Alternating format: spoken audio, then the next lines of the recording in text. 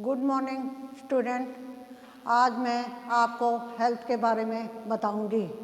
जैसा कि आपको पता ही है, केवल हष्ट पुष्ट शरीर को ही स्वस्थ नहीं कहा जा सकता। उसके लिए हमें सबसे पहले, अगर हम स्वास्थ्य की बात करते हैं, हेल्थ की बात करते हैं, तो health is the first wealth. तो स्वास्थ्य ही हमारे लिए अमूल्य धन है।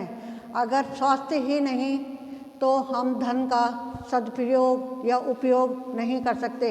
इसलिए सबसे पहले तो हमें अपने स्वास्थ्य पे का ध्यान रखना चाहिए। अगर हम स्वास्थ्य की बात करते हैं, कई बार हम फिजिकली किसी को फिट देखते हैं तो कहते हैं ये व्यक्ति बहुत ही ज़्यादा हेल्थ इसकी सही है या स्वास्थ्य इसका सही है, लेकिन ज़रूरी नहीं है। अगर हम हेल्थ की बात करते हैं तो प्रॉपर तरीके से उसका जो है फिजिकल हेल्थ तो होना ही चाहिए, मेंटली हेल्थ भी सही होनी चाहिए, उसकी सोशल हेल्थ भी सही होनी चाहिए, उसकी इमोशनल हेल्थ भी सही होनी चाहिए, और उसकी स्पिरिचुअल हेल्थ की भी बात अगर हम करें तो वो भी उसकी सही होनी चाहिए। क्योंकि अगर शरीर हमारा फिजिकली हम फिट हैं या शारीरिक रूप से स्वस्थ हैं, तभी हम किसी भी कार्य को कर सकते हैं। लेकिन अगर वहीं पे अगर हम मानसिक रूप से अस्वस्थ हैं या बीमार हैं तो हमारे शरीर में किसी भी प्रकार की चोट लग जाती है तो हम मानसिक रूप से हमें ये होता है, दर्द का एहसास होता है। तो अगर हमें स्वस्थ रहना है तो हमें ये 5 चीज़ें जो हैं बताई गई हैं, शारीरिक स्वास्थ्य, मानसिक स्वास्थ्य, सामाजिक स्वास्थ्य और भावनात्मक स्वास्थ्य और आध्यात्मिक स्वास्थ्य, इस तरह से हमें ये जो एस्पेक्ट बताए हैं, जो आयाम बताए गए हैं, उनको पूरा होना चाहिए। अगर हम बात करते हैं बेकन के अनुसार, हम बात करते हैं स्वास्थ्य की बात करते हैं, तो उन्होंने कहा है स्वस्थ शरीर आत्मा का अतिथि भवन और दुर्बल तथा रुग्ण शरीर आत्मा का कारागृह है। बेकन के अनुसार कथन उनका मतलब ये है कि जहाँ पे हमारा शरीर स्वस्थ होगा तो वहीं पे स्वस्थ आत्मा का निवास होता है। लेकिन अगर हम बीमार हैं, बीमारियों से ग्रसित हैं, दुर्बल हैं, तो वहाँ पे जो शरीर का जो आत्मा है उसके लिए एक जेल के बराबर मानी जाती है। अगर हम WHO के अनुसार स्वास्थ्य की डेफिनेशन की बात करते हैं या विश्व स्वास्थ्य संगठन के अनुसार बात करते हैं, तो उन्होंने भी कहा है कि शारीरिक, मानसिक और सामाजिक दृष्टि से ही पूर्णतः सुखी होना ही स्वास्थ्य है। केवल योग या विकृति से मुक्त रहने को स्वास्थ्य नहीं कहा जा सकता है। जब तक कि हम पूर्ण रूप से होल विकास, शारीरिक विकास हमारा पूरी तरह से स्वस्थ नहीं होंगे, तब तक हम स्वास्थ्य को नहीं मान सकते, नहीं कहा जा सकता है। निष्कर्ष के रूप में ये कहा जा सकता है कि स्वस्थ व्यक्ति ही व्यक्ति के शारीरिक, मानसिक, सामाजिक व भावनात्मक रूप से अच्छे होने की दशा होती है। केवल बीमारी या विकृति से मुक्त रहने को ही स्वास्थ्य नहीं कहा जा सकता है। अब हम एस्पेक्ट ऑफ हेल्थ के बारे में बात करेंगे, स्वास्थ्य के बारे में बात करेंगे, स्वास्थ्य के भिन्न भिन्न पहलुओं के बारे में बात करेंगे। तो सबसे पहले हमारा आता है शारीरिक स्वास्थ्य, शारीरिक यानी फिजिकल हेल्थ। सेकंड नंबर पे आता है मानसिक स्वास्थ्य यानी मेंटल हेल्थ। थर्ड नंबर पे आता है सामाजिक स्वास्थ्य यानी कि सोशल हेल्थ। फोर्थ पे आता है भावनात्मक स्वास्थ्य यानी कि इमोशनल हेल्थ की बात करते हैं। और फिफ्थ पे आता है आध्यात्मिक स्वास्थ्य यानी कि हम स्पिरिचुअल हेल्थ की बात करते हैं। तो सबसे पहले मैं डिस्क्राइब कर रही हूँ, हम फिजिकल हेल्थ की बात करते हैं, शारीरिक स्वास्थ्य की बात करते हैं। तो शारीरिक स्वास्थ्य का कई तत्वों पर निर्भर करता है, जैसे कि बायोलॉजिकल फैक्टर की बात हम करते हैं। एनवायरनमेंट की बात करते हैं, हम सामाजिक, सोशल और कल्चरल की बात करते हैं।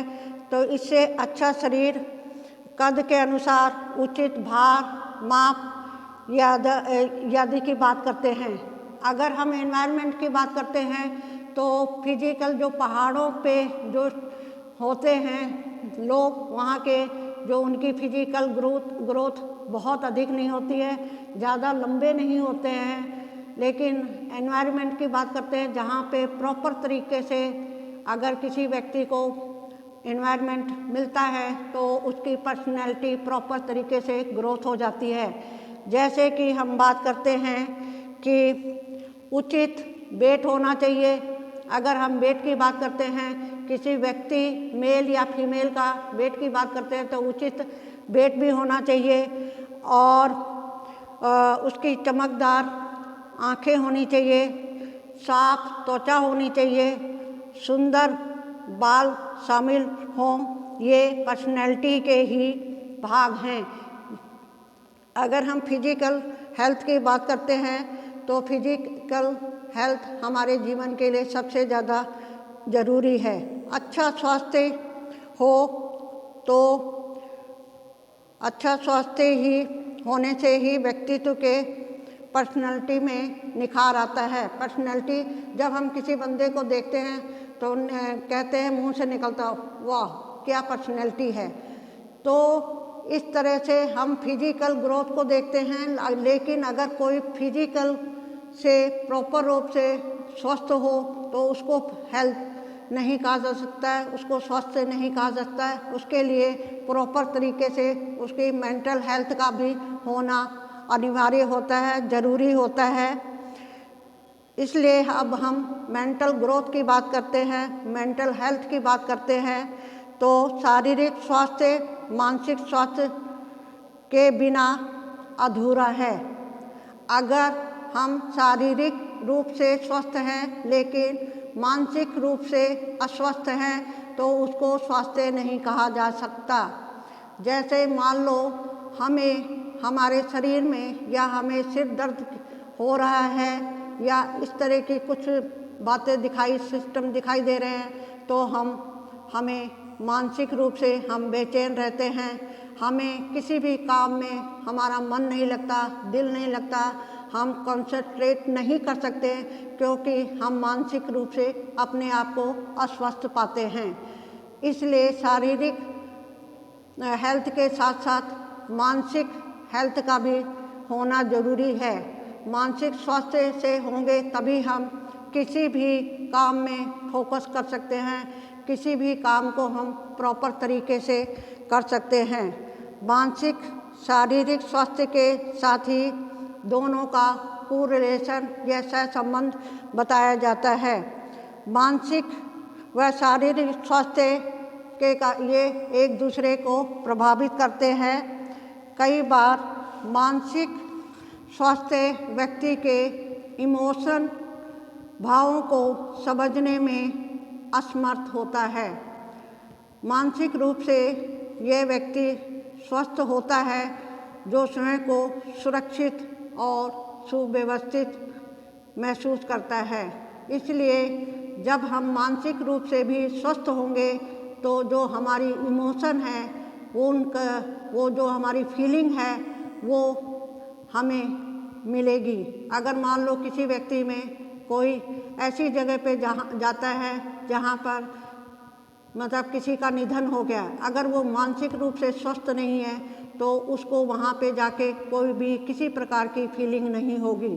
अगर वो मानसिक रूप से स्वस्थ है तो उसको उनके दुख में उसको अपना ही दुख महसूस होगा, इस तरह की फीलिंग आएगी। क्योंकि आपने सुना होगा कई बार जो पागल व्यक्ति हैं उनको ये नहीं पता होता है कि किस समय हमें हंसना चाहिए, किस समय हमें मुस्कुराना चाहिए, क्योंकि वो मानसिक रूप से अस्वस्थ होते हैं। थर्ड नंबर पे अब हम सामाजिक स्वास्थ्य की बात करते हैं, सोशल हेल्थ की बात करते हैं। सामाजिक स्वास्थ्य व्यक्ति को सामाजिक सुरक्षा पर निर्भर करता है। अगर हम सोशल हेल्थ की बात करते हैं तो हमारी जो सिक्योरिटी है वो हमारे सामाजिक पे डिपेंड करती है, निर्भर करती है। यदि व्यक्ति सुरक्षित नहीं है तो वह सामाजिक रूप से भी स्वस्थ नहीं हो सकता। वह कुछ कारकों पर निर्भर करता है जो इस प्रकार हैं: स्वास्थ्य सेवाएं, पेंशन, जीवन बीमा, प्रोविडेंट फंड, संबंधी सुविधाएं। सामाजिक रूप से व्यक्ति को सैद्धांतिक, आत्मनिर्भर, सेल्फ इंडिपेंडेंट व जागरूक होता है। जीवन के प्रति उसका सकारात्मक दृष्टिकोण होता है। अब हम अगला पॉइंट इमोशनल हेल्थ की अगर हम बात करते हैं, इमोशनल फीलिंग की बात करते हैं तो भावनात्मक रूप से स्वस्थ उस व्यक्ति को कहा जा सकता है जो अपने संवेगों या इमोशन को या भावनाओं को कैसे इमोशन भावनाएं को, जैसे कि डर है, क्रोध है, सुख है, दुख है, ईर्ष्या है, द्वेष है आदि के ऊपर अपना उचित नियंत्रण कर सके यानी कंट्रोल कर सकते हैं। कई बार ऐसा होता है कि हमारे सामने कुछ ऐसे इंसिडेंट हो जाते हैं जिस कारण से हम अपना आपा खो बैठते हैं। तो यहाँ पे अपना आपा खोने के बजाय अगर हम अपने आप को कंट्रोल कर लेते हैं तो हम उस प्रकार की सिचुएशन से बच सकते हैं। आज के युग की बात करते हैं तो बहुत ही टेंशन वाला, तनाव वाला होता है। तनाव और टेंशन छोटे बच्चे से लेकर सभी को होती है। अगर हम छोटे बच्चे की बात करते हैं तो हम कहते हैं छोटे बच्चे को किस प्रकार की टेंशन होगी, तो उसको खेलने की टेंशन होती है। जब हम थोड़े से बड़े हो जाते हैं तो हमें और प्रकार की टेंशन हो जाती है। तो ऐसा है, अगर आधुनिक युग की बात करते हैं तो ऐसा कोई व्यक्ति नहीं है जिसको किसी प्रकार की टेंशन ना हो। तो उस तनाव को, उस टेंशन को हमें तनाव मुक्त करना है।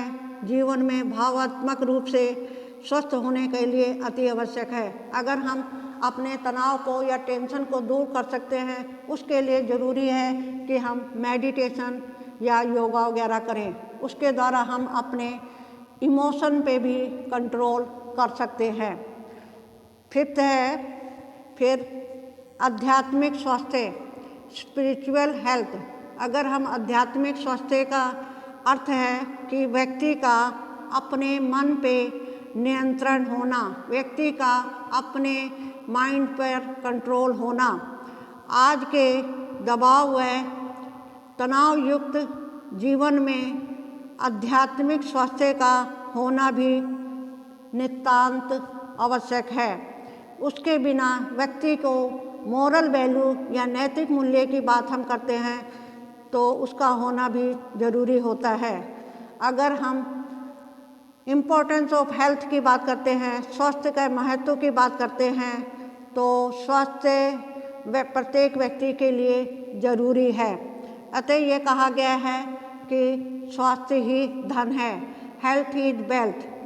यदि हम स्वस्थ हैं तो हम बहुत सा श्रम कर सकते हैं, बहुत सा धन कमा सकते हैं, किंतु यह आवश्यक नहीं है कि यदि हम धनी हैं तो स्वस्थ भी होंगे। इनमें से हमें यह ध्यान रखना चाहिए कि एक स्वस्थ मोची एक बीमार राजा से कहीं अधिक अच्छा होता है। अगर हम बात करते हैं जिसके पास स्वास्थ्य है, हेल्दी है, तो वो हर चीज़ का उपयोग कर सकता है, हर चीज़ का उपभोग भी कर सकता है।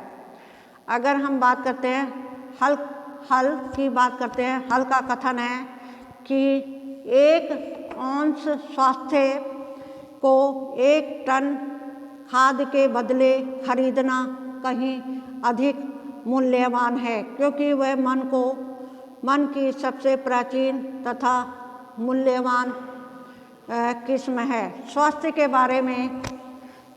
के बारे में हम यह भी सांसारिक तथ्य है, if wealth is lost nothing is lost, if character is lost something is lost, if health is lost everything is lost. अगर हम बात करते हैं, अगर हमारे पास धन चला गया तो कुछ भी नहीं गया, अगर हमारा स्वास्थ्य चला गया तो उसके बारे में हम यही कह सकते हैं कि अगर स्वास्थ्य चला गया तो सब कुछ चला गया। इसलिए हमें क्या करना चाहिए, अपने स्वास्थ्य का ध्यान करना चाहिए, ध्यान रखना चाहिए। अगर हम हेल्दी होंगे तभी हम दूसरों की भी हेल्प कर सकते हैं, दूसरों की भी मदद कर सकते हैं। और सोशल लाइफ की बात करते हैं, सोशलाइजेशन की बात करते हैं तो हम उसमें भी पार्टिसिपेट कर सकते हैं। Thank you.